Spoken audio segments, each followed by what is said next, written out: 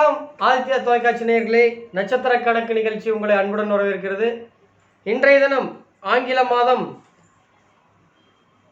8ஆம் தேதி மே 8ஆம் தேதி வெள்ளிக்கிழமை, தமிழ் மாதம் சித்திரை 25, தேய்பிறை பிரதமை திதி, விசாகம் நட்சத்திரம், வரியான் நாம யோகம், கௌளவம் கரணம் ஆகிய சுபதினத்தில் இன்றைய தினத்தினுடைய சிறப்புகள் என்னென்னு பார்க்கும் பொழுது, இன்று இஷ்டி என்றால் என்ன அப்படின்னா நெருப்பு என்று அர்த்தம். ஸோ வீட்டில் கிரகப்பிரவேசம், வீட்டில் கணபதி ஹோமம் இது போன்ற விஷயங்கள்லாம் பண்ணுவதற்கான நாள். ஆனால் இன்று நடைமுறை வாழ்க்கையில் கொரோனா பாதிப்பால் யாரும் எந்த நெருப்பும் வைக்க முடியாது, ஐயர் யாரும் வர முடியாது, எதுவுமே பார்க்கக்கூடிய பொருட்கள் கிடைக்காது. அதனால் இது அடுத்த மாதம் நம்ம பண்ணிக்கலாம், ஒன்றும் தப்பு இல்லை. இது மாதம் வரக்கூடிய நாள் தான். இன்றைய தினத்தில் 12 ராசி பலன்களை முதலில் பார்ப்போம். இன்றைய தினம் மேஷ ராசியை பொறுத்தவரை தொழில் வியாபாரம் ஏதேனும் வகையில் வீட்டிலிருந்தே செய்யக்கூடிய அமைப்புகள் ஏற்படும். குறிப்பாக அஸ்வினியில் பிறந்தவர்களுக்கு வாகனங்களை கையாளுவதில் கவனம் தேவை. எங்கேயாவது வெளியில் போனீங்கன்னா டாக்குமெண்ட்லாம் எடுத்துகிட்டு போங்க, மாஸ்க் போட்டு போங்க, வேலிடான ரீசனோட போங்க. பின்னாடி யாரையா கூப்பிட்டு போனீங்கன்னா அவங்ககிட்டையும் ரீசனை சொல்லி கூப்பிட்டு போங்க. போலீஸ் பிடிக்கும்போது எங்கடா போகிறேன்னு கேட்கும்போது நீங்கள் ஹாஸ்பிட்டலுக்குன்னு சொல்ல, பின்னாடி உக்காண்டிருக்கவன் ஸ்கூலுக்குன்னு சொல்ல, பின்னாடி உக்காண்டிருக்கவன் எங்கள் அம்மாவை பார்க்கன்னு சொல்ல, இப்படி முரண்பட்ட தகவல் வந்தால் டவுட் ஆகி அவன் ஓரமாக வச்சு விசாரிப்பான். ஸோ அதனால் இந்த மாதிரி விஷயங்களில் மாற்றத்துக்கான வாய்ப்புகள் இன்று மேஷராசி அஸ்வினி நட்சத்திரத்தில் பிறந்தவர்களுக்கு வாய்ப்புகள் உண்டு. பரணியில் பிறந்தவர்களுக்கு தொழில் வியாபாரம் சிறப்படையும், பணவரவு சிறப்பாக இருக்கும். கார்த்திகை நட்சத்திரத்தில் பிறந்தவர்களுக்கு பக்கத்து வீட்டுக்காரர்களால் சிறு சிறு கஷ்டங்கள் உண்டாகும், வீண் வம்புகள் வேண்டாம். ரிஷபராசியை பொறுத்தவரை இன்றைய தினம் நண்பர்களுடன் சின்ன சின்ன கருத்து வேறுபாடுகள் இருந்தாலும் அவர்களுடன் சேர்ந்து பயணிக்கக்கூடிய அமைப்பு வரும். எவ்வளவுதான் சேர்ந்து பயணித்தாலும் மாஸ்க் போட்டு போங்க. சோசியல் டிஸ்டன்சிங் சொல்லக்கூடிய ஒருவருக்கும் இன்னொருவருக்கும் இடைவெளி ஒரு 4 மீட்டர் வச்சுக்கோங்க. ரிஷபராசி மிருகசீடத்தில் பிறந்தவர்களுக்கு இன்று உங்களுக்கு நாள் மனதில் மகிழ்ச்சி தரும். மிதுனத்தில் பிறந்தவர்களுக்கு இன்றைய தினம் நல்ல ஒரு மகிழ்ச்சியும் அன்னோனியத்தையும், குடும்பத்தில் ஒரு நல்ல ஒரு அன்புகள் கிடைக்கக்கூடிய வாய்ப்பு இன்று உண்டு. குறிப்பாக இந்த லாக்டவுன் அறிவிச்சதுலேருந்தே 12 ராசிக்காரர்கள் 27 நட்சத்திரக்காரர்கள் அதான் விஷயம் நடந்துட்டு இருக்கு. ஸோ மிருகசீடத்தில் பிறந்தவர்களுக்கு மனதில் மகிழ்ச்சி அதிகரிக்கும். திருவாதிரையில் பிறந்தவர்களுக்கு பண கையிருப்பு அதிகரிக்கும். புனர்பூசத்தில் பிறந்தவர்களுக்கு இன்றைய தினம் சிந்தனையில் சின்ன சின்ன தடுமாற்றங்கள் ஏற்படுவதற்கான வாய்ப்புகள் உண்டு. கடகராசியில் பிறந்தவர்களுக்கு இன்றைய தினம் தேவையற்ற செலவுகள் தவிர்க்க வேண்டும். புனர்பூசத்தில் பிறந்தவர்களுக்கு சிந்தனையில் தடுமாற்றங்கள் உண்டாகிறதுக்கான வாய்ப்புகள் உண்டு. பூசம் நட்சத்திரத்தில் பிறந்தவர்களுக்கு தேவையற்ற செலவுகளை தவிர்ப்பது நல்லது. ஆயில்யம் நட்சத்திரத்தில் பிறந்தவர்களுக்கு அம்மாவின் ஆரோக்கியம் சிறப்படையும். சிம்ம ராசியை பொறுத்தவரை இன்றைய தினம் அண்டை அயலார் வீட்டு பக்கத்து வீட்டுக்காரங்க கூட சின்ன சின்ன பிரச்சனைகள் வருவதற்கான வாய்ப்புகள் உண்டு. பூரம் நட்சத்திரத்தில் பிறந்தவர்களுக்கு குறிப்பாக செல்வச்சேர்க்கை ஏற்படும். மகம் நட்சத்திரத்தில் பிறந்தவர்களுக்கு அண்டை அயலாருடன் பிரச்சனைகள் ஏற்படுவதற்கான வாய்ப்புகள் உண்டு. சிம்மராசி உத்திர நட்சத்திரத்தில் பிறந்தவர்களுக்கு இன்று முழுமையான கோபங்கள் வரக்கூடிய வாய்ப்புகள் உண்டு. எனவே கோபத்தை தவிர்க்க வேண்டும். கன்னியாராசி உத்திர நட்சத்திரத்தை பொறுத்தவரை இன்றைய தினம் உங்களுக்கு தேவையான பொருட்களை வாங்குவதற்காக வெளியில் செல்ல வேண்டிய சூழ்நிலை வரும். அஸ்தம் நட்சத்திரத்தில் பிறந்தவர்களுக்கு ஆடம்பர பொருட்கள் சேர்க்கை அதிகரிக்கும். சித்திரை நட்சத்திரத்தில் பிறந்தவர்களுக்கு இன்றைய தினம் யாரிடமும் சின்ன சின்ன பிரச்சனைகள் வருவதற்கான வாய்ப்புகள் உண்டு. எனவே அமைதியாக செயல்படுவது நல்லது. துலாம் ராசியினரை பொறுத்தவரை சுவாதியில் பிறந்தவர்களுக்கு இன்றைய தினம் தனவரவு அதிகரிக்கும், சேமிப்புகள் கூடும். விசாகத்தில் பிறந்தவர்களுக்கு தேவையற்ற சஞ்சலத்தை தவிர்க்க வேண்டும். விருச்சக ராசிக்காரர்களை பொறுத்தவரை இன்றைய தினம் வீண் அலைச்சல் உண்டாகும், கவனம் தேவை. விசாகத்தில் பிறந்தவர்களுக்கு இன்றைய தினம் தேவையற்ற சின்ன சின்ன கருத்து வேறுபாடுகள்லாம் தோன்றி மறையும். கேட்டையில் பிறந்தவர்களுக்கு விருச்சக ராசி கேட்டை நட்சத்திரத்தில் பிறந்தவர்களுக்கு காரியங்கள் அனைத்தும் வெற்றி பெறுவதற்கான வாய்ப்புகள் உண்டு. தனுசு ராசியை பொறுத்தவரை இன்றைய தினம் எல்லா விஷயங்களும் கவனம் தேவை. பூராடத்தில் பிறந்தவர்களுக்கு இன்றைய தினம் முயற்சிகள் வெற்றியடையும். கேட்டையில் பிறந்தவர்களை பொறுத்த வரைக்கும் இன்னைக்கு ஜாக்கிரதையாக இருக்கணும். கேட்டை நட்சத்திரக்காரர்களுக்கோ மூல நட்சத்திரக்காரர்களுக்கோ யாருக்காவது வீட்டில் கல்யாணம் ஆகியிருந்தால் அவங்க இன்னைக்கு கண்டிப்பாக சண்டை சச்சரவு வரும், கவனமாக இருக்கணும். தனுசு ராசி உத்திராட நட்சத்திரத்தில் பிறந்தவர்களுக்கு பெரியவர்களுடன் சின்ன சின்ன சண்டைகள் வருவதற்கான வாய்ப்புகள் உண்டு. அவங்கெல்லாம் இன்னைக்கு பெரியவங்க கூட கொஞ்சம் பார்த்து பேசுங்க. மகர ராசி பொறுத்தவரை இன்றைய தினம் திருவோணத்தில் பிறந்தவர்களுக்கு தொழில் சிறப்படையும், புதிய முதலீடுகள் லாபத்தை தரும். அவிட்டத்தில் பிறந்தவர்களுக்கு ஆன்மீகத்தில் நாட்டம் அதிகரிக்கும். கும்பராசியை பொறுத்தவரை இன்றைய தினம் பூர்வீக சொத்துக்கள் வந்து சேரும், எந்த விதமான ப்ராப்ளமும் இருக்காது.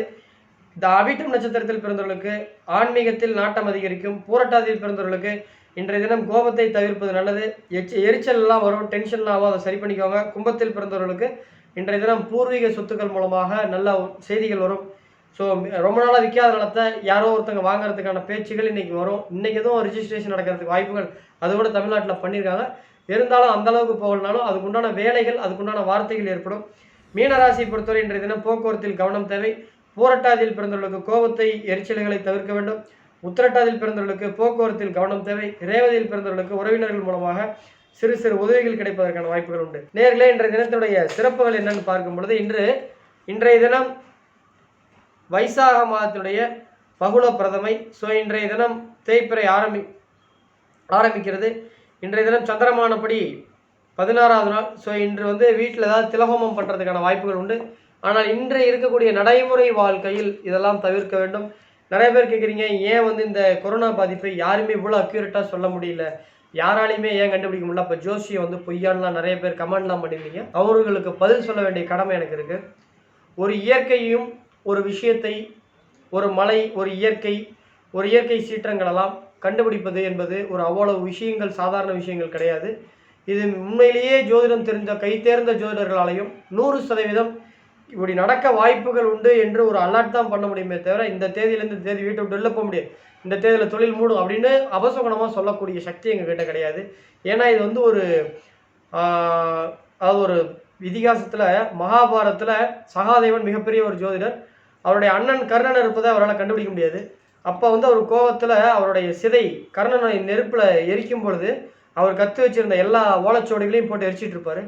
கிட்டத்தட்ட 100% இல்லை 80% எரிச்சதுக்கப்புறம் 20% கையில் இருக்கும்போது கண்ணை சொல்லுவார், ஏப்பா எல்லாம் தெரியும், இல்லை இது ஜோசின்றது பொய், எனக்கு கண்ணா இருக்கான்றதை என்னால் கண்டுபிடிக்க முடியலன்னு வருத்தப்படுவார். அப்போ சொல்லுவார், எல்லாமே நீ கண்டுபிடிச்சிட்டா அப்புறம் நான் எதுக்கு இருக்கேன், இறைவன்றது இறை சக்திகள் ஜோசியத்தால் 90% தான் சொல்ல முடியும், மீதி 10% இறை சக்தின்னு அப்போயே சொல்லுவாங்க. அந்த மாதிரி இப்போ நான் சமீபத்தில் போன வருடம் அக்டோபர் மாதம் மலேசியா போயிருக்கும்போது அங்கே ஒரு தொலைக்காட்சியில் கொடுத்த பேட்டியில் அடுத்த ஆண்டு பெரிய அளவு தாக்கம் என்ன இருக்குன்னு சொல்லும்போது நான் சொன்னேன், ஒரு வைரஸ் கிருமி கிழக்கு நாடுகள்லேருந்து வரும், அதனால் உலகம் ஸ்தம்பிக்கும், ஒரு பொருளாதார பிரச்சனைகள் வரும், சில உயிரிழப்புகள் வரும். ஆனால் நானும் இவ்வளோ நாள் லாக்டவுன் ஆகும், இவ்வளோ பேர் சாவாங்க, இவ்வளோ பேர் உலக ரீதியாக இத்தனை லட்சம் பேர் பாதிக்கப்படுவாங்க, இத்தனை ஆயிரம் பேர் சாவாங்கன்னு சொல்லலை. ஏன்னா இது அவ்வளோ அக்யூரேட்டாக சொல்ல முடியாது. இதுதான் யதார்த்தமான உண்மை. ஏன்னா ஒருத்தர் தனிநபர் வாழ்க்கையை சொல்கிறதுக்கு அவங்க பிறந்த தேதி நேரம் இருக்குது. இந்த கரோனாவுக்கு என்ன இருக்குது, அப்படியே நம்ம சொல்லும்போதும் 10ல் 70% தான் சரியாக வரும்.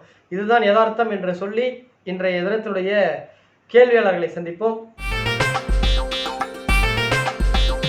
இன்றைய தினம் முதல் கேள்வியாளர் பெயர் தாமரை, சென்னையிலேருந்து அனுப்பிச்சிருக்காங்க. ஸோ லக்னம், அவங்களுடைய பிறந்த தேதி 19 ஜனவரி 1961 காலை 4:20 கோடம்பாக்கத்தில் பிறந்திருக்கின்றிருக்காங்க. இவருடைய லக்னம் தனுசு லக்னம், ராசி கும்பராசி. இவருடைய கேள்வி, 7.5 சனி பாதிக்குமா, முன்னெச்சரிக்கையாக இருப்பதற்கு கெடுபலன் பரிகாரம் ஏதாவது இருக்கா? நீங்கள் ஒரு காணொலியில் உங்களுடைய யூடியூப் சேனலில் சொன்னது புதனுக்கு மாரகாதிபதி திசை ஆயுளை பாதிக்கும் என்று சொன்னீர்கள், இதனுடன் 7.5 சேர்ந்தால் மிகப்பெரிய பாதிப்பு இருக்கும் என்று சொன்னீர்கள். நீங்கள் சொன்ன நாள் முதல் எனக்கு பயமாக இருக்கிறது, என் ஜாதகத்தை பார்த்து ஒரு முறை துல்லியமாக சொல்வீர்கள் என்று நான் நம்புகிறேன் அப்படின்னு நினச்சிருக்காங்க. ஒன்று புரிஞ்சுக்கோங்க, 7.5 சனி நல்லத்தான் பண்ணும்.